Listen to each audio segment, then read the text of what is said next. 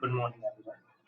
My name is Nitin Agarwal और आज मैं आप लोगों को एक टॉपिक एक्सप्लेन करूंगा जिसका नाम है लॉ ऑफ डिमांड। मेरे हिसाब से सबसे इंपॉर्टेंट टॉपिक है प्लस टू इकोनॉमिक्स का, सबसे इंटरेस्टिंग टॉपिक भी है और बेसिक टॉपिक भी मैं कहूंगा किसी भी इकोनॉमिक्स थ्योरीज को समझने में। तो हम स्टार्ट करते हैं। तो topic name is law of demand, ठीक है, मोस्ट इंपॉर्टेंट टॉपिक। तो इसको समझने के लिए सबसे पहले मुझे समझना होगा what do mean by demand, ठीक है। तो मैं आपके यहाँ समझाने के लिए हिंदी और इंग्लिश दोनों लैंग्वेज को यूज करूंगा जिससे आप लोगों को, हिंदी वाले बच्चों और इंग्लिश वाले बच्चों सभी को समझ। तो demand for a commodity is the desire to buy. सबसे पहली बात क्या है? Desire to buy. आप किसी चीज को बाय करना चाहते हैं, आप में डिजायर है किसी प्रोडक्ट को बाय करने की, ठीक है। डिजायरिंग बाय कब, डिजायरिंग ऑफ बाय कब अराइज होती है? जब आपके पास कोई नीड होती है। फॉर एग्जांपल, मुझे भूख लगी है, हंगर है, तो मुझे खाने के लिए कुछ चाहिए। अब खाने में मुझे पार्टिकुलर डिश चाहिए, जैसे खाने में मुझे बर्गर चाहिए, तो that is for my desire to buy. मुझे एक बर्गर खरीदना है, ये मेरी desire. Clear? Of a community back with sufficient purchasing power, मतलब कि जिसके साथ साथ मेरे पास क्या हो? सफिशिएंट परचेजिंग पावर हो। सिंपल भाषा में कहूं तो अवेलेबल फंड हो उस चीज को खरीदने के लिए। मेरे पास इतना फंड है कि मैं उस चीज को खरीद सकता हूं, मतलब कि मेरे पास उतने पैसे हैं कि मैं उसे खरीद सकता हूं। एंड विलनेस टू स्पेंड, और मैं उस पैसे को उस यूज पे खर्चना भी चाहता हूं। यदि ये तीनों चीज इकट्ठी हो जाए तो उसे हम डिमांड कहते हैं। दोबारा रिपीट करो सरल भाषा में कि law of demand, simple demand एक सिंपल सी वर्ड क्या होगा कि जब मैं किसी चीज को खरीदना चाहता हूँ, प्लस उस चीज को खरीदने के लिए मेरे पास सफिशिएंट फंड भी है, पैसे भी है, प्लस उस फंड को मैं उस चीज पे खर्चना भी चाहता हूँ, तो वो डिमांड। एग्जाम्पल के तौर पे मुझे भूख लगी है, मैं बर्गर लेने गया मार्केट में और मैंने 10 रुपए का एक बर्गर खरीदा, ठीक है, बर्गर का रेट था 10 रुपए। अब पहली बात मैं उस बर्गर को खरीदना चाहता हूँ, पहली बात तो ये थी। अब मैं चलो खरीदना चाहता हूँ, लेकिन मेरे पास उसको खरीदने के लिए पैसे नहीं है, तो डिमांड। मेरे पास उसको खरीदने के लिए पैसे भी, मेरे जेब में 10 रुपए है, ठीक है, प्लस अब मैं उस 10 रुपए को उस चीज पे खर्चना भी चाहता हूँ।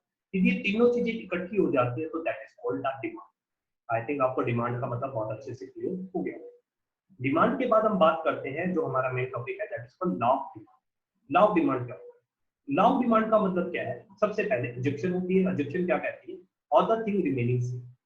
बाकी सारी चीजें सेम है। The amount demanded increase when price fall. जब प्राइस घटेगा तो डिमांड बढ़ेगी। And diminishing when rise a price. और डिमांड घटेगी जब प्राइस बढ़ेगा। मतलब सिंपल भाषा में समझाओ, प्राइस यदि नीचे जा रहा है, डाउनफॉल जा रहा है, प्राइस क्या जा रहा है? डाउनफॉल जा रहा है, तो डिमांड क्या होगी? अपफॉल जाएगी। यदि प्राइस आपका अपफॉल जाएगा तो डिमांड क्या होगी? वो डाउनफॉल जाएगी। मतलब कि अपोजिट डायरेक्शन में चलते रहेंगे, कभी भी सेम डायरेक्शन में अपफॉल नहीं हो रहा। क्या हो रहा है? अपोजिट। प्राइस बढ़ रहा है तो डिमांड घट रही है, प्राइस घट रहा है तो डिमांड बढ़ रही है, मतलब कि अपोजिट डायरेक्शन में काम करते हैं। तो that is called law of demand. I think law of demand आपको क्लियर हुआ होगा। लेकिन इसने एक शुरुआत में बात कही थी, all the thing remaining same. बाकी सारी चीजें जो है वो सेम रहनी चाहिए। वो सेम चीजें क्या है? वो होते हैं फैक्टर इफेक्टिंग द डिमांड, जो मैं आने वाले पॉइंट में अभी आपको डिस्कस करूंगा। पहले मैं सिर्फ आपको लो बता। देखो लो कैसे काम करता है, मैं इसको आपको एक शेड्यूल और एक ग्राफ के थ्रू बताऊंगा। शेड्यूल टेबल को कहा जाता है, ग्राफ आपके कर्व को कहा जाता है। तो शेड्यूल पहले आप देखोगे, टेबल को आप देखोगे तो प्राइस देखिए, पहले प्राइस 10 था तो क्वांटिटी 10 बिक रही। प्राइस जैसे जैसे घटा, 8 हुआ, क्वांटिटी बढ़ गई 30 हो गई। और घटा 6 हुआ तो क्वांटिटी और बढ़ गई 30 हो गई। जैसे और घटा तो वैसे ही क्वांटिटी बढ़ गई, और जैसे ही और घटा फिर क्वांटिटी बढ़ गई। मतलब इसमें रिलेशन क्लियर हो रहा है, जैसे जैसे प्राइस डाउन जा रहा है वैसे वैसे क्वांटिटी अप जा रही है। यदि मैं इसको उलट पढ़ना स्टार्ट करूं तो क्या होगा? जैसे जैसे प्राइसेस बढ़ रहे हैं, जैसे जैसे प्राइसेस इंक्रीज हो रहे हैं, वैसे वैसे हमारी जो क्वांटिटी डिमांडेड है वो क्या होगी? वो डिक्रीज हो जा रहा है, ठीक है। सेम यही एक्सप्लेनेशन हम चार्ट के थ्रू भी देख सकते हैं। जैसे जैसे मेरा प्राइस अप फॉल जा रहा है वैसे वैसे मेरी क्वांटिटी डिमांडेड क्या होगी? डाउन फॉल चलेगी, ठीक है। इस ग्राफ को आप समझोगे तो यदि मेरा प्राइस 10 था, क्वांटिटी 10 बिक रही थी। प्राइस 8 हुआ तो क्वांटिटी 20 बिकनी स्टार्ट होगी। प्राइस 6 हुआ तो क्वांटिटी 30 बिकनी स्टार्ट होगी, एज फॉर, ठीक है। तो यदि आप ग्राफिकल मोड पे लोगे तो डिमांड का हमेशा डाउनफॉल होता है। डाउनफॉल क्यों होता है? क्योंकि प्राइस और क्वांटिटी डिमांडेड में हमेशा है नेगेटिव रिलेशन। आई थिंक यहां तक का ला का आपका पॉइंट क्लियर हो गया होगा। अब इसकी अजम्पशंस को देखते हैं। अजम्पशन क्या कहता है? Other thing remaining same. Other thing क्या है? ऐसे फैक्टर जो डिमांड को इफेक्ट कर सकते हैं। कौन कौन से? प्राइस ऑफ रिलेटेड गुड, जैसे कि एग्जांपल के तौर पे मैं बात करूं रिलेटेड गुड्स का प्राइस, ठीक है, जैसे कि सब्सिट्यूट गुड्स है या कॉम्प्लीमेंट्री गुड्स है, टी एंड कॉफी। यदि टी का प्राइस बढ़ेगा तो कॉफी की डिमांड पे कुछ ना कुछ फर्क आएगा ना, तो वो चीजें ना हो।